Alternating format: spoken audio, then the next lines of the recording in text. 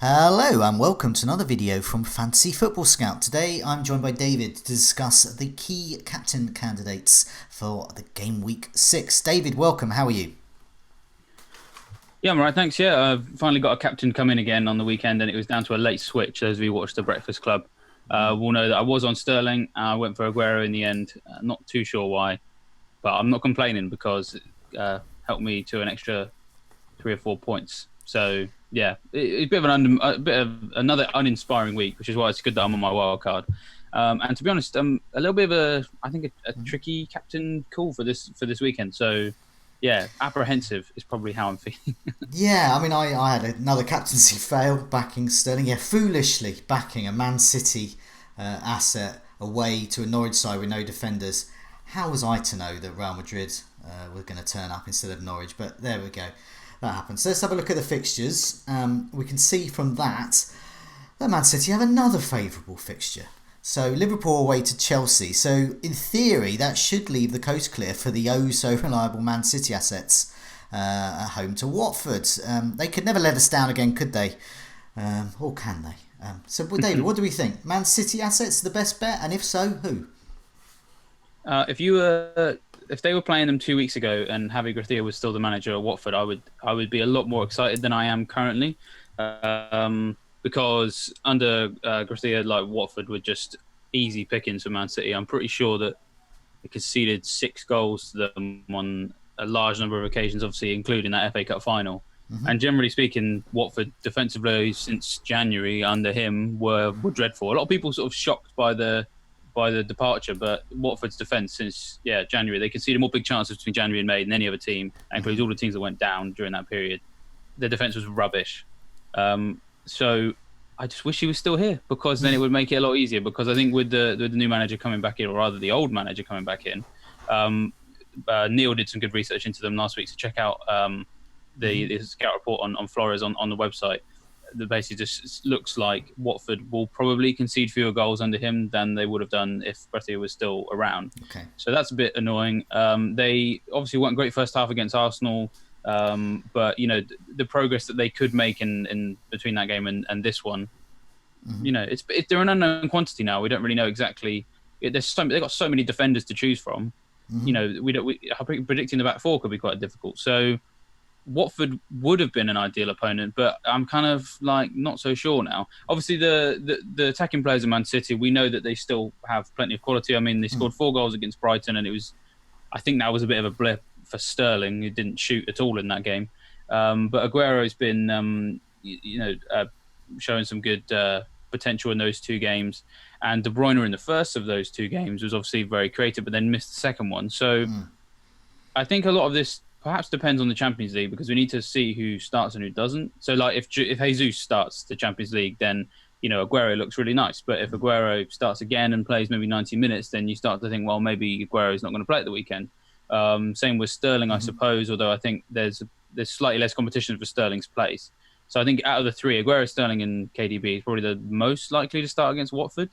And I was a bit unimpressed with how he was against Norwich, but having looked at some of the data from that game, I'm a bit less concerned now. 4 shots in the box, I think it was, and we finally got to see some creativity from him. We hadn't seen much creativity from Sterling in the first 4 matches. He created 4 chances against Norwich, 2 of them big chances. So while it wasn't an incredible game for Man City, there was still some decent-ish numbers to look at. And then if we just look at the whole league over the last 4 matches, top for big chances is Aguero with 6. Second is Sterling with 5.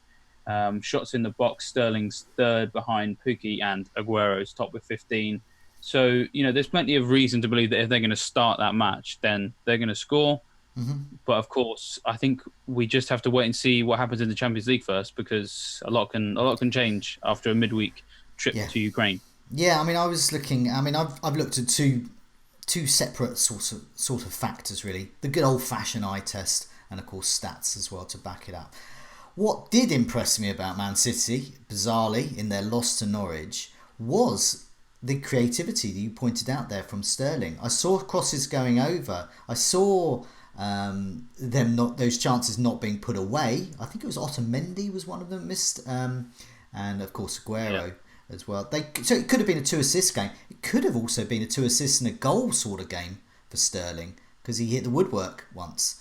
So, as you said, looking at those shots, I'm not too worried about Sterling. However, so looking at all matches, Sterling is top for big chances, Aguero top for shots, both joint top with Pukki for close range shots, and only Pukki's had more shots on target than Sterling and Aguero, who have had 8. But last 2 weeks, Aguero has maintained that form.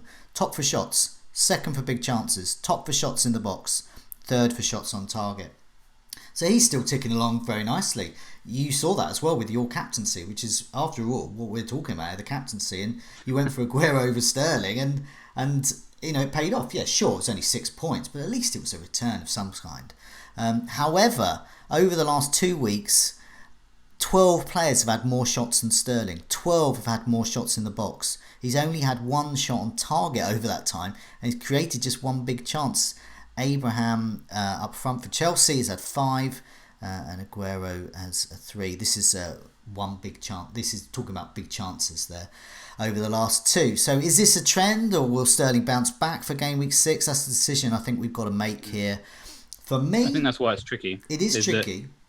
You're worried as to whether or not the original trend from the first couple of weeks is coming to an end. Yeah. Or if it's just a blip. It's always hard to tell, isn't it?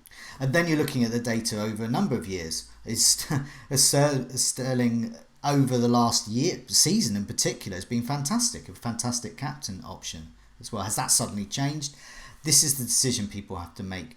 If I was to choose between the two, if I owned both, I would go for Aguero, because I just think, as last week showed, he is the main man up front. So if they're struggling a little bit, which I'm not saying they're going to struggle against Watford, but they might find it slightly trickier under their new manager, it's Aguero who's going to be benefiting more. But I've got Sterling. I like Sterling as he's my captain at the moment, my bus team captain.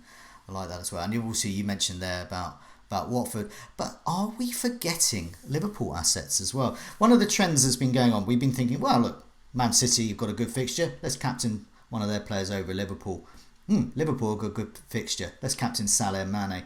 So this time around, is it time we did the reverse maybe? Is it time for Salah and Mane to in fact do better than the Man City options as well? So yeah, what do you think about Liverpool? They are facing Chelsea. Chelsea have yet to keep a clean sheet, and so Liverpool's Salah and Mane could be actually pretty good captaincy candidates. What do you think?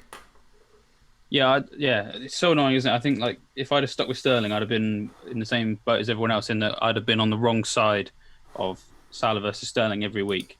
And I technically was this week because I tipped Sterling as a better option than Salah. And it's annoying, isn't it? And I think people will probably get put off. You know, when you look through the fixtures, and you have a few sort of like preconceptions about teams at the back of your mind as to whether or not you want to captain a player in that game. And yeah, Man City v Watford is going to stand out for all of the reasons we just mentioned there about the history between those two teams. And Chelsea v Liverpool is going to you're going to go, I don't like that because it's top 6 clash. But actually, yeah, as you've mentioned there, Chelsea, no clean sheets yet.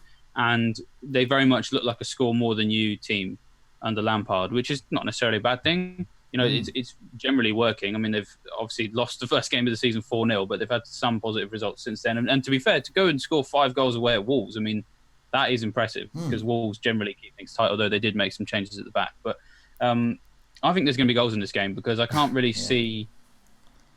I just can't really see Lampard setting his team up to stifle Liverpool because I don't really know if he necessarily knows how. And again, that's not a slight on him as a manager. He hasn't been in the game too long and isn't really the type of manager. He doesn't seem that conservative. Seems quite pragmatic and prepared to kind of go for Liverpool, who themselves have just 1 clean sheet so far this season. They were a little bit unlucky, I think, against Newcastle, to be honest, because that was an incredible goal from Willems. And, 9 times out of 10, it probably doesn't go in. Although, there was still plenty of criticism aimed at Alexander-Arnold and I think Matip, were the 2 players that were kind of... They probably could have done better. Matip was out of position. Alexander-Arnold wasn't, but didn't put any pressure on the player. So, there's... And arguably, Chelsea's attack is looking a lot nicer. So I think it could be a really open game, which would benefit, as you mentioned there, Salah and Mane, because Liverpool are one of the best counter-attacking teams in the country. So last 4 matches, or 4 game weeks, I should say, Salah and Mane not quite in the same region as Aguero and Sterling for shots in the box, but they're close. So already mentioned that Aguero's had 15, Sterling's had 12, Salah's had 11, and Mane's had 10. And it's sort of a similar story for the big chances as well, but slightly closer gaps. So Aguero top with 6 big chances last 4. Sterling and Salah have both had 5, and Mane's had 4. But of course, Mane has played fewer minutes, so you've got to consider that as well. If you're looking at if you think Liverpool are going to score in this game because Chelsea's defence isn't great, which it's not, then Salah and Mane look quite likely to do well in this one. So, yeah, that's why it's tricky. That's why I've mentioned at the top. It's a really tricky one because, especially on a wild card as well, because I basically have the option to captain any of these players if I want. I could have Salah or Mane in my team. And either one of them could be a good captain candidate this week. And, of course, the same with the sort of the Man City players as well, Aguero versus Sterling. So, yeah, I think both Salah and Mane. I think on to tonight's Scoutcast, I do urge people to tune in for that. We'll discuss your wildcard options in detail, but also you raised it there, Salah or Mane, or as I've seen in some teams, neither of them as well. And of course, Firmino is getting a look in, the sort of that dreaded word coverage as well. But perhaps he's better than them. But yeah, as you said, this is a match. Lots and lots of firepower from Liverpool and Chelsea. Poor defences on both sides. Salah's had 14 shots over the last 4 game weeks, I believe that is. So it's the same as Mount and Abraham. I think that's right. But similar figures there. Basically, they're very similar in terms of their attacking intent at the moment. So, which is good. Just below the likes of Aguero, still brilliant, as you were saying. Liverpool have just 1 clean sheet. And they've conceded, have I got this right? They've conceded 4, but the XG, so fans of XG say they should have conceded slightly more as well. So Liverpool have actually been a little fortunate just to get away with conceding so few shots. Chelsea, of course, so looking at the goals conceded, Norwich conceded the most, Chelsea of second as well. So lots and lots of chances there. It's a tough one to call. I can't look past, on paper, Man City at home to Watford, but I must admit, Salah does tempt me. So he's my vice-captain. Bearing in mind, we've been on the wrong side of the obvious call. Every week, it kind of makes you go, well, maybe we should go with the one that's sort of tickling at the back of your mind. Yeah. Because maybe there's a reason for that. Because that's what it's been every week, is the one that kind of sits there and goes, you could captain me if you like, but you probably won't. That's the one that comes in, and the one that you went for is the one that doesn't. So maybe it's time. or it could be time just to say, forget it. Forget Liverpool, forget Man City.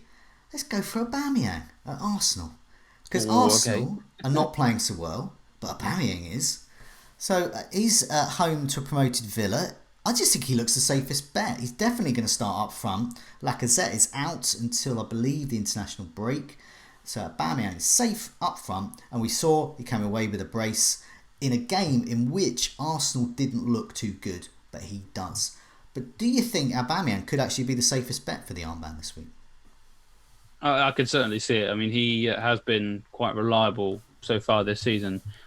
In contrast, I would say, to last season when you just never knew when he was going to, you had these obvious fixtures come up for him, your West Hams and all those sorts of games where it looked like he should do well based on form and the fixture, and then wouldn't, and then would pop up with a double figure haul for the top 6 battle you sold him for. Yeah, that was really annoying, and he missed more big chances last year than anyone else as well. So he wasn't really that clinical. But so far this season, 6 points against Newcastle, 6 points against Burnley, 5 points against Liverpool, 9 points against Spurs, 13 against Watford.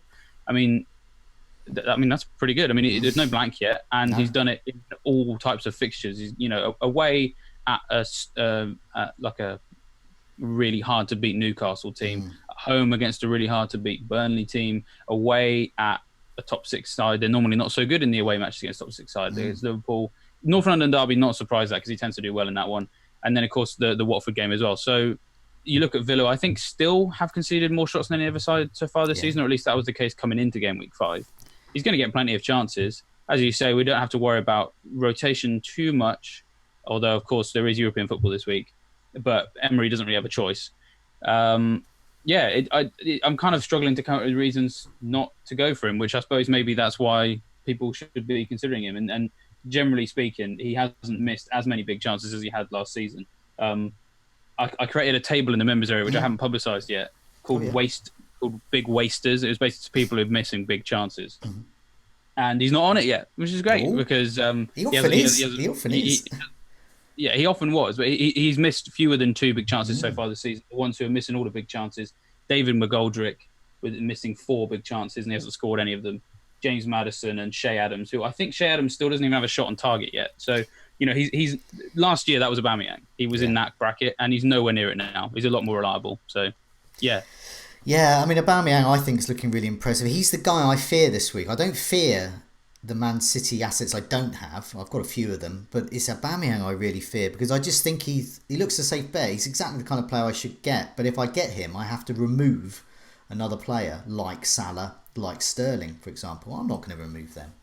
So it's going to be, sadly, I can't have him as well. I suppose Pepe's a consideration as well. Not necessarily maybe for the captaincy, but I personally, not even to own, I wouldn't even touch Arsenal apart from Aubameyang at the moment. So Aubameyang, 5 goals, 16 shots, 7 shots on target. Against Watford, they conceded 31 shots as well. So that proves the kind of returns you can get from Aubameyang when Arsenal aren't on top form, which they haven't been about half a decade now. So elsewhere, there's slim pickings perhaps, but Pukki away to Burnley. He can score against Man City. He can do it at Anfield, but can he do it on a cold Saturday afternoon in Burnley? What do we think about Pukki for the armband? He looks like, the way he's playing this season, I think I want to own him the whole year. I think generally speaking, he's going to score against most teams.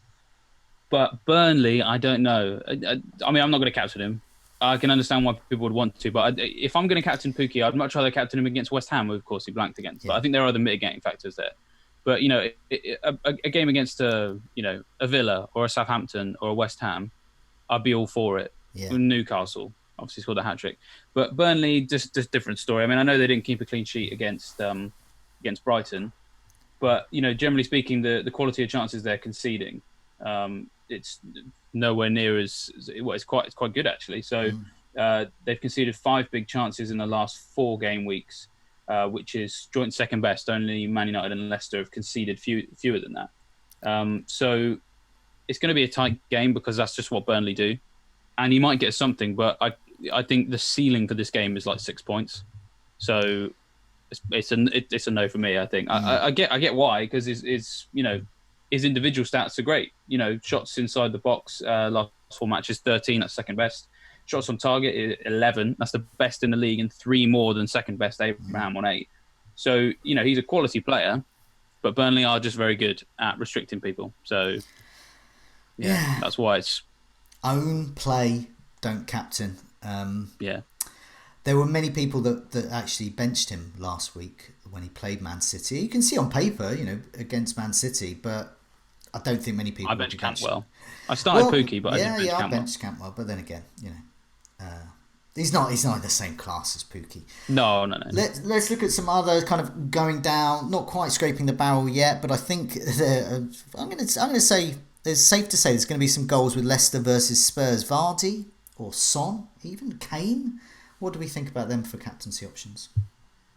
I generally like to go with... I know we're not really on the reliable section. We're now on the kind of differentials, but I'm going to sound like a broken record. I probably say it on every one of these that there's too much to... I just don't really know what to expect from either of these two teams. They're both capable of looking amazing, but they're also both capable of looking laboured and rubbish. Spurs have done that on 2 or 3 occasions this year. Kane just doesn't inspire me at all. Son, I'd be more excited by because he had a good game against Palace, but I think Palace were quite poor in that one. And of course, against Newcastle, he was poor as well. Leicester, sort of similar. Against Man United, they didn't really offer a great deal, which is probably credit to Man United. I think Man United actually defended really well in that game. But there have been at the start of the season. The game they played against Wolves, they were playing a Wolves team that had just done like a round trip to Armenia. And they barely made them work for their clean sheet. So there is always a bit of a laboured performance in Leicester, potentially. And Vardy didn't even have a single shot against Old Trafford. And I know we sort of, you and me, kind of, gone head to head on what you want to see from Vardy. Do you want to see lots of shots? Or you just want to see one? Well, there was no shots against Man United, who we thought weren't as defensively solid as they were. So, no, sorry, I'm not going to look at this game because I don't trust either team. Yeah, no, I just look at the track record. It seems there has historically been goals in this game. Oh, Vardy has yeah, of done course, well, yeah. Son, Mm. and Kane in the past. If we can trust him in his new role as a striker, come defensive midfielder, but I think for differentials, I think of this fixture, Son at the moment, I think looks like the one. If you're thinking, I've had enough of all the tried and tested Sterling, Aguero, Salah, Mane. I just want to go for a differential. Son there is a good bet, but still not above Aubameyang for me. I'm just going to mention one more name: Brace Machine Abraham against Liverpool. Just the one clean sheet, as we said, for Liverpool. After all, Abraham just can't stop scoring. He can't stop scoring twice or three times. It doesn't matter. He's just addicted to scoring at the moment. He's in the form of his life. Will it continue? The stats say that regression is inevitable, but I don't know whether it's anytime soon. He looked great, and I liked the variety of his goals. I saw some of the highlights of this game, and I just liked his footwork, and it just seemed to be quite an intelligent way of playing. I know on Match of the Day, Alan Shearer was very keen on watching him. So if Alan Shearer says that he's doing the right things as a striker, you tend to listen. But for now, I think it's I think we've got the Man City Liverpool conundrum there still. We've got a Aubameyang there as I think a sure thing, and then we've got a few others as well. But for whatever happens, good luck everyone with your game week captaincy, and I hope you do better than we have with our merry-go-round that we've had for 5 weeks so far. But we're giving you some options there. Just before we go, I just want to mention the members area, Fantasy Football Scout, whole bunch of articles, stats, everything there. That's where we get a lot of our information from as well. And we combine it, hopefully, with the good old-fashioned eye test as well. But for now, David, thanks so much and good luck with your Game Week 6 captaincy. Cheers. Thank you, and you as well.